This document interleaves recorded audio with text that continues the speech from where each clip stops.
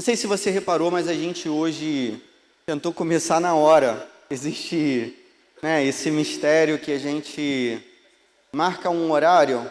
Isso faz parte um pouco da nossa cultura, né, no Brasil. A gente marca um horário, mas a gente não respeita esses horários. Então, hoje foi diferente. Até pegou todo mundo de surpresa, ou quase todo mundo, né? Na hora mesmo que ia começar o culto. Acho que, né, umas 3 pessoas aqui, mais a galera do louvor, né, que, cumpriu a sua missão. Então, a gente não está muito acostumado a lidar com o tempo da maneira correta. E hoje a gente teve essa surpresa. Já fica o aviso. Semana que vem, se Deus quiser, a gente vai começar na hora. Então, vamos começar a chegar na hora para a gente poder aproveitar bem o nosso tempo aqui, na presença de Deus. Ao mesmo tempo, no nosso cotidiano não é diferente. A gente tem dificuldade de controlar o tempo. Eu sei de uma história de um cara que ele estava no meio de um avivamento que estava acontecendo na faculdade dele. Aí isso é coisa estranha para a gente, né? Porque a gente estuda em faculdades e a gente não imagina que possa acontecer um avivamento na nossa faculdade, né? Imagina, o pessoal, maconheiro lá da nossa faculdade, deixando de fumar maconha. Pessoal deixando de seguir uma ideologia que seja anticristã. Cara, tudo pode acontecer. A gente não sabe qual é o limite do poder de Deus, né? O cara estava numa faculdade, aí começou a rolar um avivamento na faculdade dele. E aí aconteceu assim, que o culto que ele estava preparado para participar, o culto foi se estendendo e durante muito tempo mesmo, durou mais do que um dia, mais do que 2 dias. Era um culto de 2 horas, mais ou menos. E aí chegou uma hora que ele teve que sair do culto para trabalhar. Ele trabalhava, precisava se sustentar, e ele teve que sair do culto para trabalhar. Essa semana eu estava pensando nisso, essa semana eu estava muito atarefado. Eu trabalho, não sei se vocês sabem, e aí eu tenho 2 filhos e tal, então e semana que vem, uma curiosidade também, semana que vem eu vou ter que viajar. Então, eu tive que trabalhar dobrado essa semana para poder viajar na próxima semana. E eu estava pensando assim, porque quando eu ouvi a história desse cara, que esse cara estava nesse avivamento, e ele teve que trabalhar, eu achei estranho aquilo, eu pensei, poxa, mas como é que uma pessoa sai de um avivamento para trabalhar, entendeu? Tipo assim, a gente está no culto. Vamos dizer que a gente esteja nesse culto aqui, o culto dure, e a gente fique direto, e aí a gente fica aqui até sábado, aí o culto de sábado continua, e a gente fica domingo. Aí chega a segunda, e aí, segunda você tem seus compromissos de escola, talvez, né? Alguém aqui está estudando? Vocês estudam? Graças a Deus, né? Então, compromisso de estudo. Alguém que trabalha? Que isso, vários trabalhadores, ó. Que bênção. Então, você tem seu compromisso de trabalho. E eu achei isso curioso, um cara sair de um avivamento para trabalhar. Na hora, eu confesso para você, meu coração é muito ruim, cara. Então, na hora que ele falou isso, que ele saiu para trabalhar, eu fiquei assim, poxa, mas ele saiu para trabalhar, eu não sairia para trabalhar, eu pensei, né? Mas aí, chegou essa semana aqui, né? Cara, essa semana eu tive que trabalhar demais, mas muito, muito, muito. Dobrado. E estou a semana toda trabalhando e eu estou pensando assim, poxa, se Deus manda, né, um avivamento para o nosso meio, nessa semana mesmo, né? E eu tendo que trabalhar direto. Cara, mas Deus sabe de todas as coisas. Eu também não vou questionar a Deus. Tudo que Deus faz é bom. E Ele sempre faz o melhor. Isso é maravilhoso demais. Então é isso. Uma parte da sabedoria que a Bíblia ensina pra gente é controlar o nosso tempo. Tem uma oração que é feita, né, nos Salmos, que é, pedindo para Deus ensinar a gente a contar os nossos dias, porque se a gente aprender a contar os nossos dias, a gente vai ter um coração sábio.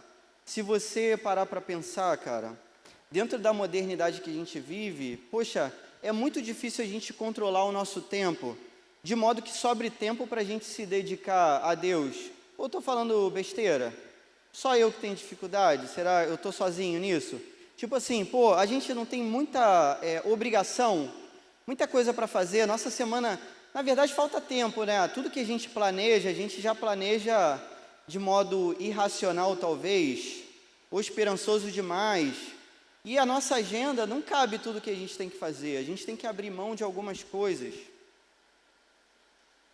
E às vezes a gente abre mão daquilo que é o primordial. Assim, a vida apresenta pra gente muita coisa urgente. Pensa assim também, vamos dizer, cara, se você ficar doente, não vai ter jeito, entendeu? Você tem que parar tudo para ficar doente. Porque você tá dando para entender? Já teve semanas que eu calculei a minha semana, pô, tem que fazer isso. Só que eu fiquei doente muito mal. Há pouco tempo eu peguei uma virose aí, fiquei sinistro, muito mal. Então tudo parou para eu viver aquele drama daquela virose, me recuperar. Existe uma escala de prioridades nas coisas que a gente faz. Poxa, a gente tem que ter uma oração no nosso coração, que eu acho que tem que ser diária, que deveria ser assim, pô, todo dia que a gente acordasse, a gente não pode fazer disso uma superstição, nem um mantra, nem uma idiotice. O meu coração tem esse mal. Eu consigo transformar coisas boas em idiotices. Mas, quando a gente acorda, a gente deveria pedir a Deus assim, poxa Deus, me dá sabedoria para eu contar esse dia. É o dia que eu tenho. A gente sempre acha que a gente tem todos os dias. A gente acha que a gente tem muitos dias.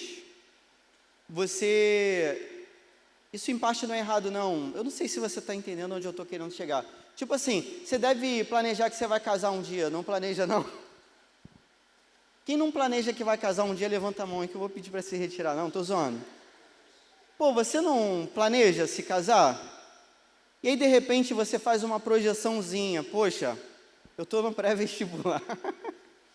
Aí é tristeza, hein? Pode chorar. Ah, não, estou no segundo ano, pior ainda. Ó, eu estou no pré-vestibular. Aí, se Deus quiser, eu vou passar nesse ano. Pô, nesse ano eu passo. Se não tiver greve, tem esse detalhe. Se não tiver greve, aí, poxa, aí assim que eu me formar, se assim que eu me formar eu conseguir um emprego, e é outra, né, esperança que a gente tem. Aí daqui a quantos anos você vai se casar? Na verdade, cara, quando Deus ensina a gente a contar o nosso dia, ou o nosso tempo, ou a nossa vida, Ele está querendo dizer para a gente que a gente só tem o tempo de hoje, cara. Quem sabe quantos dias a gente vai ter nessa terra? Quem sabe quanto tempo a gente vai ter? E tem muita coisa que é urgente, mas certamente não tem nada mais urgente do que buscar o reino de Deus e sua justiça. Não é verdade? Vocês estão vivendo um tempo na vida de vocês que talvez vocês ainda tenham um pouco mais de tempo do que uma pessoa mais velha como eu. Isso é uma certa vantagem que vocês têm. Então, por exemplo, quando eu me converti, eu tinha condições, e até bem pouco tempo atrás, na verdade, de ficar, às vezes, um dia todo meditando na palavra, literalmente, assim, lendo a palavra o dia inteiro. Pô, hoje eu não tenho mais esse dia inteiro para fazer isso. Esse dia não existe na minha vida. Tudo bem? Então, assim, o que eu tenho hoje de tempo? Madrugadas é o que eu tenho. E aí, em algumas madrugadas. Mas, ao mesmo tempo, eu tento fazer assim, então, eu leio a palavra e eu fico meditando o dia todo naquilo que eu li. Então, eu estou dirigindo e estou pensando na palavra. Às vezes você está conversando comigo, eu sei que isso é ruim, e eu estou pensando na palavra. Na palavra. Está falando assim e sua boca está mexendo. Mas, de repente, eu não estou entendendo direito. Aí eu faço comida e fico pensando na palavra, aí eu dou banho nos meus filhos e fico meditando na palavra e coloco a roupinha neles e tal, levo para a escola. Então, poxa, se você hoje tem essa oportunidade, cara, o que pode ser mais importante do que você buscar o reino de Deus e sua justiça? E, poxa, vamos dizer que a gente, e Deus pela sua misericórdia, e com todo temor, Deus permita que a gente experimente nesse lugar aqui coisas que poucas pessoas na face da terra experimentaram assim. E vamos dizer que a gente perca isso, por qualquer outro motivo, assim, qualquer coisa que seja muito importante.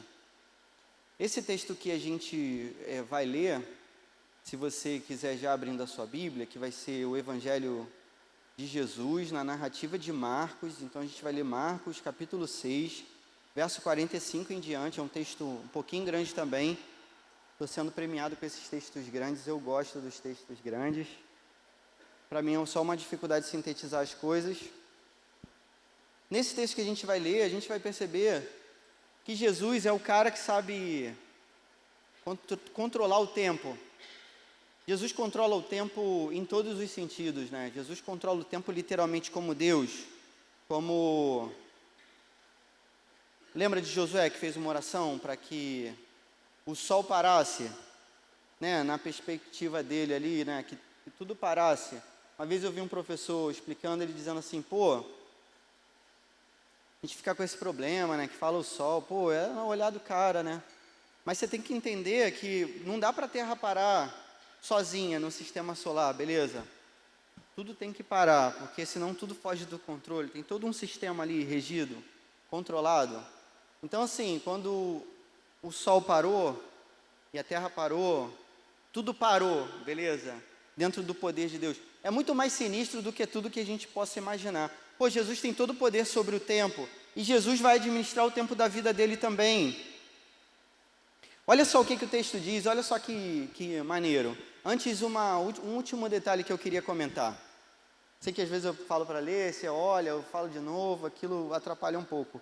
Mas é o seguinte, sempre que a gente acha que a gente é novinho, então, pô, tem, né, pessoas muito novinhas aqui, estou apontando para uma pessoa muito novinha, tem pessoas muito novinhas aqui. A gente pode pensar assim, pô, esse cara velho, pô, tá falando esse negócio, isso... Vocês têm muita referência, relação. Eu sempre fico espantado em pensar assim, que eu leio textos de pessoas que você também lê, né? Não é vantagem minha. Mas às vezes o cara escreveu aquele texto que eu estou lendo há 1.600 anos atrás. E eu estou lendo o texto daquele cara. E o cara escreveu aquilo quando ele era jovem, cara. Não é louco você pensar isso? Que há 1.600 anos atrás, uma pessoa viveu jovem, beleza? E há 1.600 anos atrás, esse cara olhou para a vida e disse assim, pô, eu sou novo, tenho todo o tempo do mundo. Há 1.600 anos atrás, cara. A vida é um sopro, tudo vai passar. Um dia alguém vai olhar para trás e vai ver o sopro que foi a nossa vida. Olha só o que Jesus faz nesse texto, olha só que impressionante. Marcos 6,45. Logo em seguida, Jesus insistiu com os discípulos para que entrassem no barco e fossem adiante dele para Betsaida, enquanto ele despedia a multidão. Tendo-a despedido, subiu ao monte para orar. Ao anoitecer, o barco estava no meio do mar e Jesus se achava sozinho em terra. Ele viu os discípulos remando com dificuldade, porque o vento soprava contra eles. Alta madrugada, Jesus dirigiu-se a eles, andando sobre o mar, e estava já a ponto de passar por eles. Quando o viram andando sobre o mar, pensaram que fosse um fantasma, então gritaram, pois todos o tinham visto e ficaram aterrorizados. Mas Jesus imediatamente lhes disse, coragem, sou eu, não tenham medo. Então subiu no barco para junto deles, e o vento se acalmou, e eles ficaram atônitos, pois não tinham entendido o milagre dos pães. O coração deles estava endurecido. Depois de atravessarem o mar, chegaram a Genezaré, e ali amarraram o barco. Logo que desembarcaram, o povo reconheceu Jesus. Eles percorriam toda aquela região e levavam os doentes em macas para onde ouviam que ele estava. E aonde quer que ele fosse, povoados, cidades ou campos, levavam os doentes para as praças. Suplicavam-lhe que pudessem pelo menos tocar na borda do seu manto. E todos os que nele tocavam eram curados. Amém. Poxa, esse texto é impressionante, totalmente impressionante. Você lembra do que está rolando nesse capítulo? Então, o que aconteceu nesse capítulo?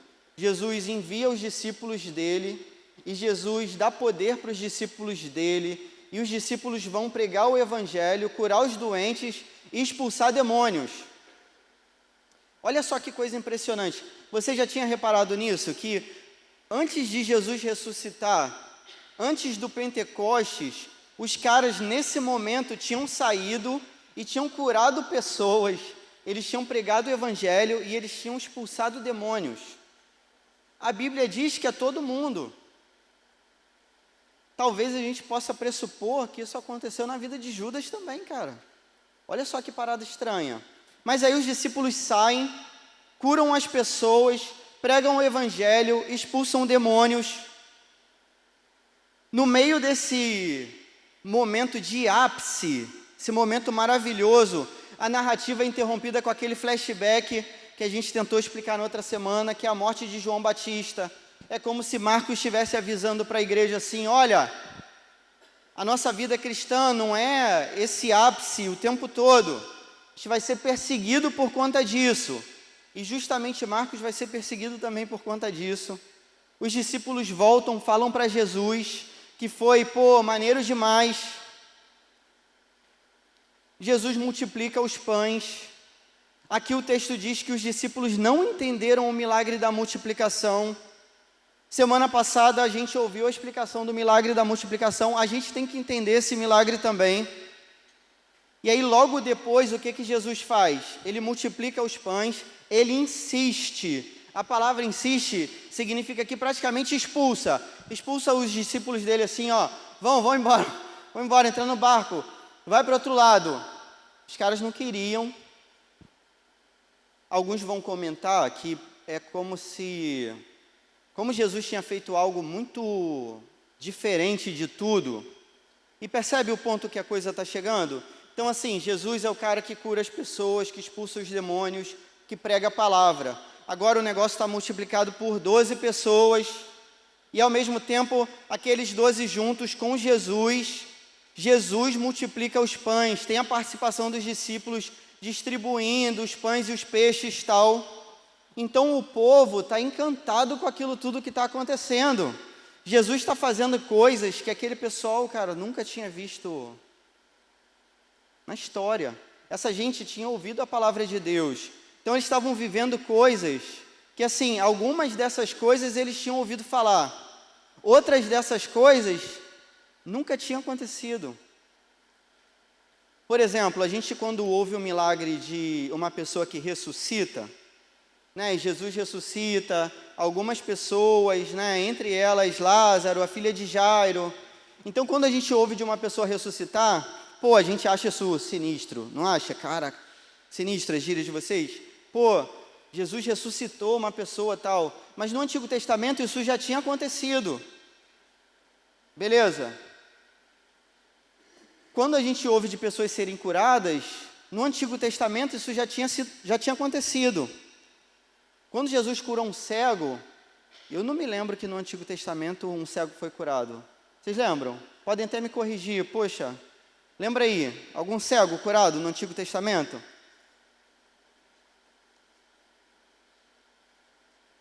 Para o povo, esse negócio é fantástico, que é um negócio inédito, cara. Nunca aconteceu. Jesus multiplica os pães, mas a multiplicação de alimentos já tinha acontecido no Antigo Testamento. Com Moisés, né, tinha o maná que caía lá, né, toda noite e tal, que a galera tinha que recolher de manhã. E a gente já tinha visto isso, né, no Antigo Testamento, o profeta lá, que o azeite não acaba e continua fazendo o bolinho e o pãozinho. Você não lembra dessa história? Só que Jesus multiplica numa escala muito maior. Todo mundo come e se sacia. Jesus expulsa os discípulos dele. Parece que a história aqui é assim, a galera estava tão encantada que eles poderiam, a partir daqui, querer fazerem de Jesus o rei ali daquele momento. Só que Jesus era o Messias, o rei de um reino eterno. Então Jesus tira os discípulos de jogada E é maneiro que o texto vai dizer, olha, verso 46, dá uma olhada aí. Jesus despede a multidão, aí diz, tendo-a despedido, subiu a um monte para orar. Percebe? Tem tanta coisa para fazer. Tanta coisa para fazer. Tem gente enferma, tem gente com fome, os discípulos. E o que Jesus faz? Ele vai orar, cara. Vai orar. Tranquilo? Jesus é o cara que sabe administrar o tempo dele de acordo com a vontade de Deus, cara, com a justiça de Deus. Poxa, a gente deveria pedir isso todo dia. Tem muita coisa que é urgente, que é totalmente necessária, mas a gente tem que parar em algum momento e orar. Jesus faz isso sozinho. A gente tem feito isso também em comunidade. E Jesus faz isso também em comunidade. Mas a gente tem que saber fazer isso sozinho. O nosso coração pode estar avivado dentro da nossa casa. Martin Lloyd Jones diz uma parada maneira. Ele diz assim, poxa, que... Essa é a opinião dele, beleza? Mas assim, é uma opinião maneira. Ele diz assim, que Deus, às vezes, Ele aviva algumas pessoas. Existe um avivamento, que é esse que a gente espera para a nossa igreja, né? Que é o avivamento assim, a igreja avivada, que se reflete na sociedade, que se reflete no nosso país de repente, que ganha proporções muito grandes. Mas ao mesmo tempo que isso acontece, que esse fogo se alastra, em alguns episódios, o fogo começa com uma pessoa, e algumas pessoas são avivadas, elas mesmas. Está dando para entender? Tentar explicar melhor. Tipo assim, tem uns caras na história, como John Wesley, George Whitefield, esses caras eram avivados. Eles eram avivados. Entendeu? Quem encontrasse com esses caras, sabia que eles eram avivados, cara. Mas era gente assim, que fazia o exemplo de Jesus. O que eu estou querendo dizer? Há muitas necessidades, sobretudo necessidades urgentes, e coisas plausíveis, e coisas importantes. Mas no meio dessas coisas importantes, a gente tem que parar sozinho, beleza? E sozinho buscar a Deus em oração, e sozinho fazer a nossa confissão. Nem toda confissão de pecados vai ser feita para todo mundo ouvir. Existem coisas que se passam no meu coração que ninguém sabe, cara, só Deus sabe. Existem coisas que eu não ouso nem pronunciar. Eu falo isso em espírito para Deus, coisas tão nojentas e terríveis e cruéis e que poderiam ser ofensivas para as pessoas que estão à minha volta, que eu prefiro falar em espírito para Deus, cara. Isso tem que ser feito sozinho. Então, assim, a gente, tem que buscar coletivamente, mas a gente vai ter que buscar sozinho também. Martin Lloyd Jones vai dizer assim, que quando Deus aviva o coração de uma pessoa, aí olha que imagem bonita, né? Ele diz que é um pai caminhando com um filho. Eu sempre vejo os meus filhos nessa imagem. Um pai caminhando com um filho pequeno, em que, o pai caminhando com o filho é o que a gente vive aqui, não é? Nosso pai caminhando com a gente. Tem vezes que eu oro sozinho e eu estendo as minhas mãos, cara. Eu creio que Jesus está segurando a minha mão. Quando um pai caminha com o filho, segurando a mão do filho, o filho sabe que o pai ama o filho. O filho entende esse amor. Cara, mas tem uma hora que o pai pega o filho no colo e sussurra no ouvido que ama e dá um abraço tão profundo. O Martin Lloyd Jones vai dizer que isso é avivamento. Entendeu? Cara, será que a gente pode viver isso também? Sentir esse abraço eterno de Deus. e Ele sussurrando no nosso ouvido que Ele nos ama, como um pai querido, né? Como um pai querido. Poxa, a gente tem que buscar isso também individualmente. Primeira lição aí que esse texto traz pra gente é que a gente tem que aprender com Jesus. A gente tem que aprender com Ele, cara. A gente tem que aprender a calcular o nosso tempo, a medir o nosso tempo, a contar os nossos dias através do ensino de Jesus. O que deve regular a nossa agenda deve ser Jesus. Não estou querendo colocar um fardo num peso. Não, cara, isso tem que ser de modo totalmente preferencial. Entende? Tipo assim, se você me oferece uma coisa que não tem valor nenhum, e você me oferece algo que seja um tesouro de grande valor, poxa, certamente eu vou ficar com um tesouro de grande valor. Por exemplo, o que vai fazer o meu casamento com a minha esposa durar para sempre? Vai durar para sempre, beleza? É que eu vejo na minha esposa um tesouro que não existe em lugar nenhum. Então, nada do que me for oferecido vai conseguir desviar a minha mente de olhar para aquela beleza, para aquele tesouro que está do lado da minha esposa. Você consegue entender? A vida oferece para a gente muita coisa.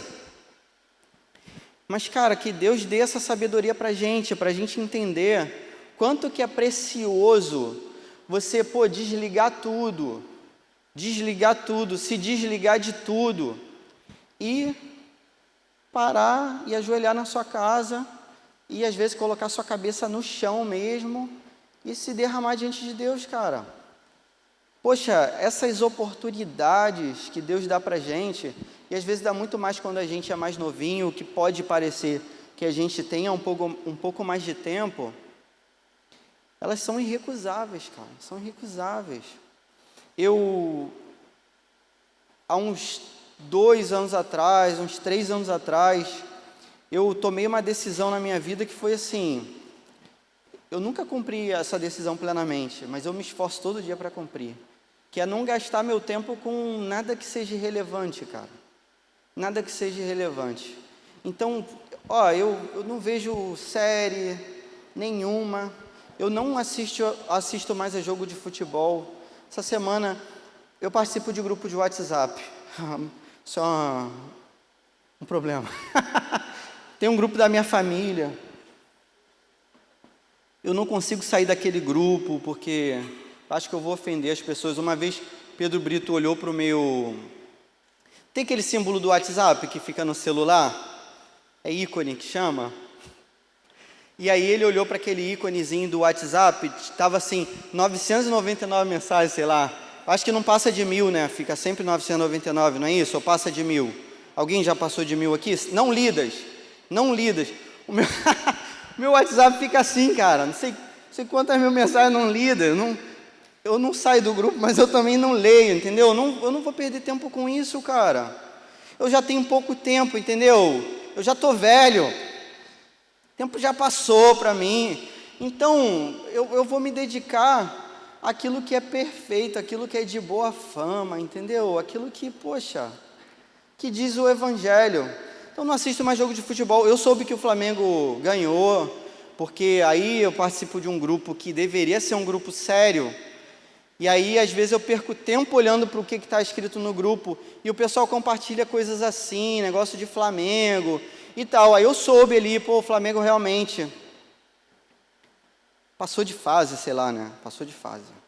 Foi nem campeão. E a galera tá perdendo tempo com isso, cara. Eu ainda perco tempo com algumas coisas que eu penso assim, poxa, que besteira. E eu tenho que toda hora pensar, cara, deixar isso de lado. Quanta coisa na sua vida você tem que avaliar, assim, do tempo que você administra, que você poderia, de repente, desviar esse foco que você está destinando a coisas que não têm relevância nenhuma, para você destinar para viver o reino de Deus, cara. para viver esse abraço do Pai, esse sussurro do Pai, essa comunhão, esse amor eterno. Poxa, que a nossa aplicação, eu queria que você tentasse fazer isso, avaliar a sua vida, assim como eu avalio a minha sempre, e penso assim, poxa, ainda falta eu tirar isso aqui é irrelevante ainda, eu consigo jogar fora. Isso daqui também é irrelevante, eu posso jogar isso fora. Será que a gente não consegue fazer esse tipo de avaliação? E aí, de repente, a gente ter esse momento sozinho, orando, no nosso monte, que vai ser no nosso quarto? Será que não dá para isso acontecer? Amém? Você vai fazer isso mesmo? Você falou amém de onda? Ou você vai fazer isso mesmo? Avaliar o tempo da sua vida? Depois os discípulos entram no barco, Jesus está orando. Jesus não está com a multidão, Jesus não está com os discípulos, Jesus está orando. A madrugada chega, o vento está contra os caras, eles estão remando contra o vento. E eles estão passando por uma dificuldade. Jesus vem ao socorro daqueles homens e ele faz algo que nunca tinha sido visto na história. Aqui Jesus faz o que ninguém nunca fez, o que ninguém poderia fazer, contra toda a lei da física, não é isso? Contra tudo que se imagina, Jesus anda sobre as águas. Jesus vai ao encontro dos discípulos, e os discípulos mais uma vez estão com medo, mais uma vez eles confundem tudo, eles acham que Jesus é um fantasma, eles gritam, cara, olha que narrativa doida. E aí Jesus olha para eles e fala assim, coragem, sou eu, não tenham medo. Sabe o que é maneiro? Jesus consegue, vamos dizer que a gente viva, e Deus queira que sim, um avivamento, e nesse avivamento venha muita gente para cá mesmo, uma multidão assim. Jesus consegue equilibrar o atendimento que ele faz à multidão, mas ao mesmo tempo o foco que ele tem em discipular 12 caras. Ele não perde esse foco, entende? Porque é muito normal a gente perder o foco. Então aqui, tem sei lá quantas pessoas.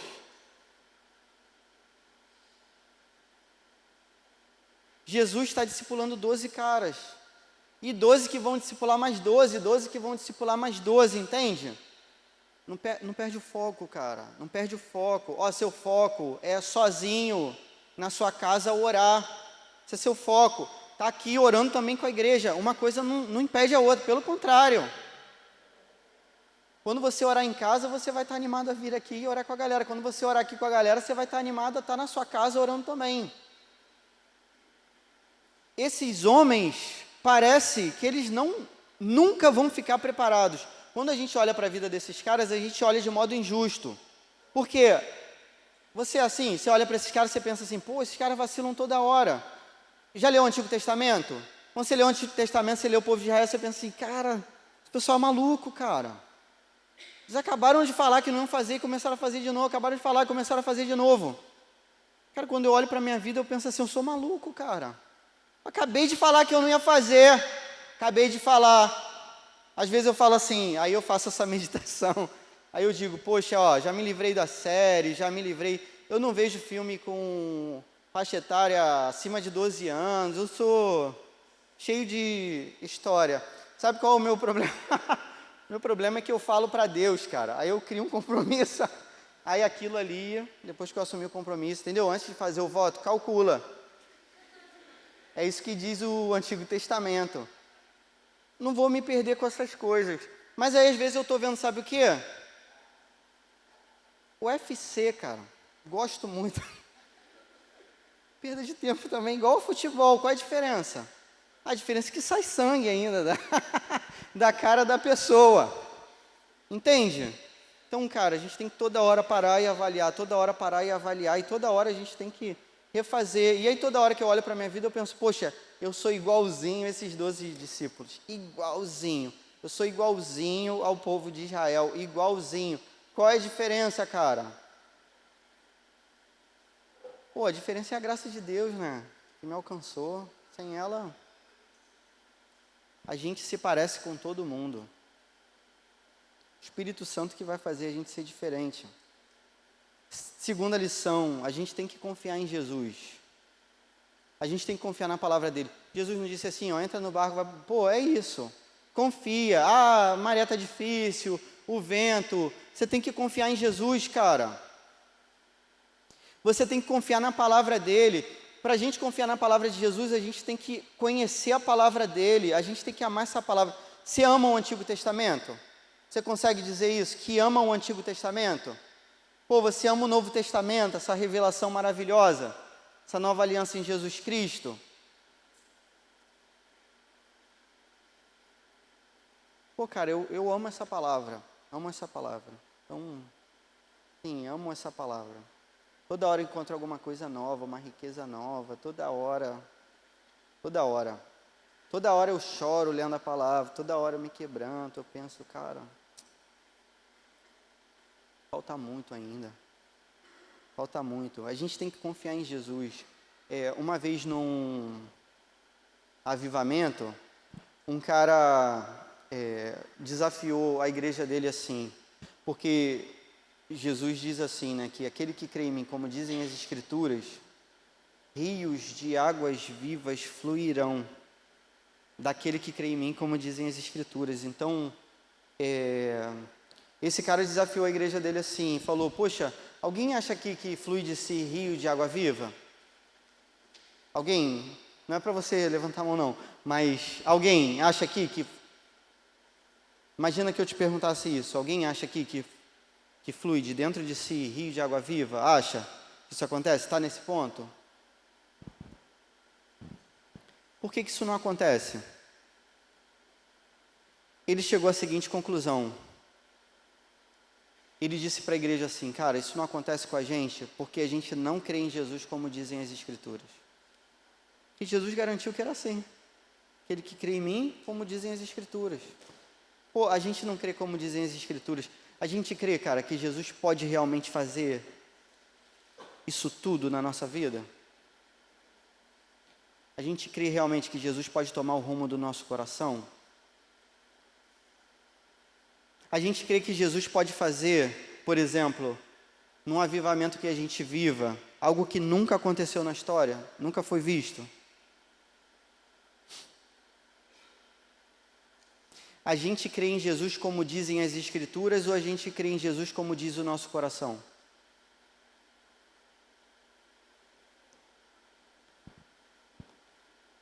A gente crê no Jesus que a gente quer acreditar? De acordo com toda a influência que a gente tem, de acordo com toda a facilitação do nosso coração. O nosso coração releva muita coisa, aceita muita coisa. Será que as Escrituras são o que determinam a nossa fé? Mais do que o nosso achismo? Mais do que o que eu penso sobre Jesus, aquilo que a Bíblia diz sobre Jesus?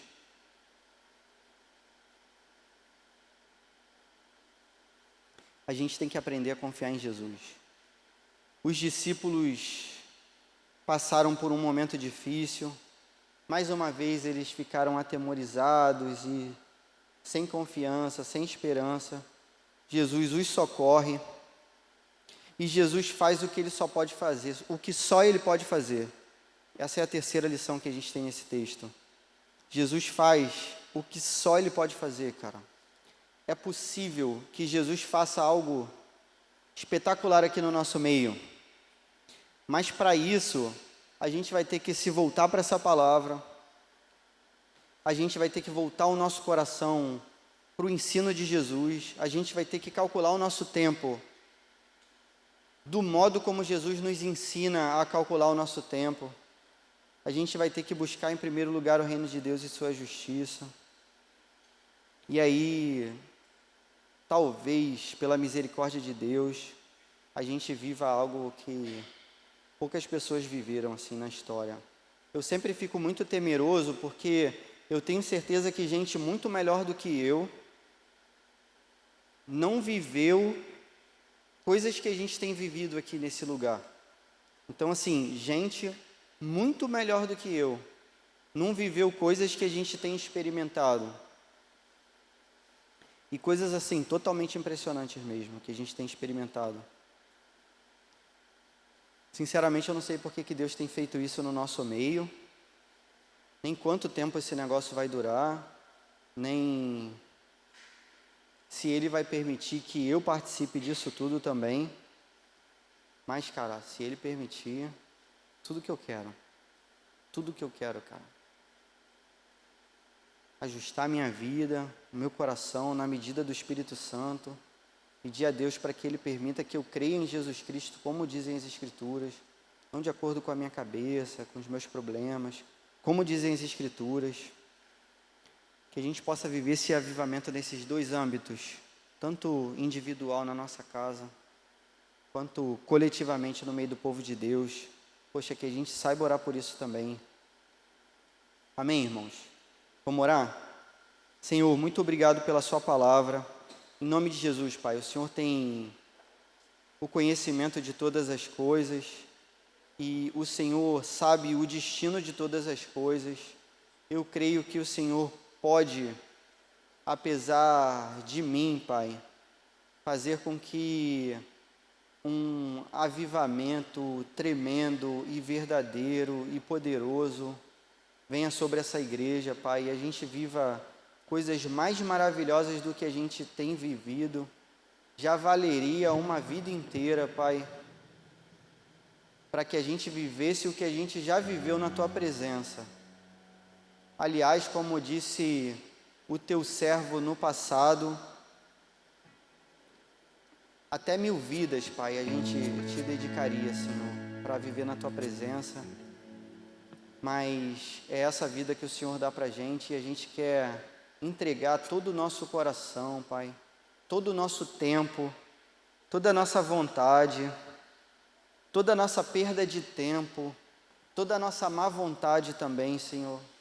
A gente quer colocar tudo diante do Teu altar, a gente quer pedir perdão, Pai, porque tantas vezes, Senhor, a gente foge da Tua vontade e a gente não quer ficar de fora daquilo que o Senhor tem preparado para a Tua igreja, Pai. Em nome de Jesus, permita, Pai, que a gente participe desse avivamento, Senhor. Permita, Pai, que o nosso coração ouça a Sua voz, Pai, falando ao nosso ouvido do Teu amor, Pai. Que o nosso coração seja aquecido pelo Teu Espírito Santo, Pai. Que a gente veja coisas maravilhosas, que tudo realmente sirva para a Tua própria glória, Pai, que a gente seja completamente esquecido nesse lugar, Pai, nosso nome, tudo que a gente possa ter feito, ou que a gente possa ter acertado, Pai, é tudo da Tua misericórdia, da Tua graça, a gente não tem condição de fazer nada certo, Senhor, o nosso coração é totalmente mau, Pai, em nome de Jesus, Pai, que só o Seu nome seja exaltado, só o Seu nome seja lembrado, só o Seu nome seja glorificado, Pai.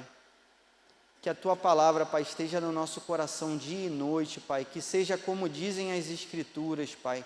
Em nome de Jesus. O que falta ainda para o nosso coração, Pai? Para que flua rio de água viva do nosso coração, Pai. O que falta, Senhor? Em nome de Jesus, Pai, faz com que a gente viva plenamente o poder do Teu Espírito Santo. Faz a Tua vontade no nosso meio, Pai.